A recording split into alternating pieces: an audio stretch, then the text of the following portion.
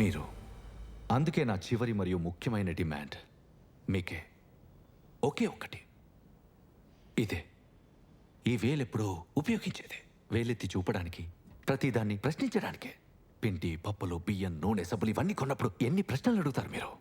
ఈ పిండిలో కల్తీ లేదు కదా, ఈ బియ్యంలో రాళ్ళు లేవు కదా, ఈ సబ్బు నురగ బాగొస్తుంది కదా, మోటార్ సైకిల్ తీసుకున్నప్పుడు అన్నా దీని మైలేజ్ బాగుంది కదా, దీని ఆఫ్టర్ సేల్ సర్వీస్ బాగుంటుందా? ఒక చిన్న పెన్ను కొన్నప్పుడే ఎంత బేరమాడతావో, దానికోసం ఎంత ఆలోచిస్తావో, అన్ని చోట్ల ఎన్నిసార్లైనా ప్రతి దానికోసం ప్రశ్నిస్తావు. ఒక్క విషయంలో తప్ప, వ్యవస్థని ఎన్నుకునే సమయంలో తప్ప. 5 గంటలు వాడుకునే మస్కిటో కాయిల్కి కూడా ఎన్ని ప్రశ్నలు వేస్తారు. దీంతో పొగెక్కువేం రాదు కదా, మంచి వాసనే వస్తుంది కదా, దీనితో దోమలు చస్తాయి కదా. కానీ 5 సంవత్సరాల వరకు మీరు ఎన్నుకున్న వ్యవస్థను మాత్రం ఒక్క ప్రశ్న కూడా అడగరు. ఒక్క ప్రశ్న కూడా అడగరు.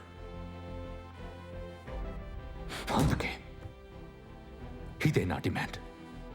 ఈ వేలు, భయం, డబ్బులు, జాతి, మతం ఇవన్నింటినీ చూసి మీరు ఓటు వేయకుండా ఎవరు మిమ్మల్ని ఓటు అడుగుతున్నారో ఖచ్చితంగా ప్రశ్నించండి. అడగండి, వచ్చే 5 సంవత్సరాల్లో నాకేం చేస్తారని,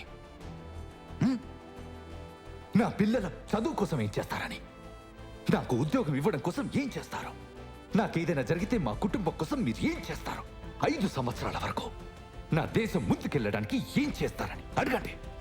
ఓటు వెయ్యకముందే ఏ వేలునైతే మీరు వాడుతారో అదే వేలితో ప్రశ్నించండి, వేలెత్తి చూపండి.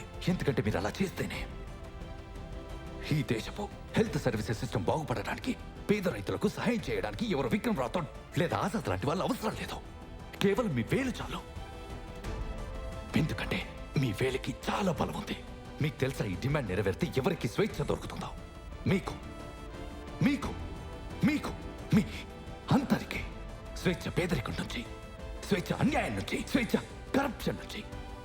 కొంచెం మీ వేలుపైన నమ్మకం ఉంచండి, వేలెత్తి ప్రశ్నించండి. చాలు.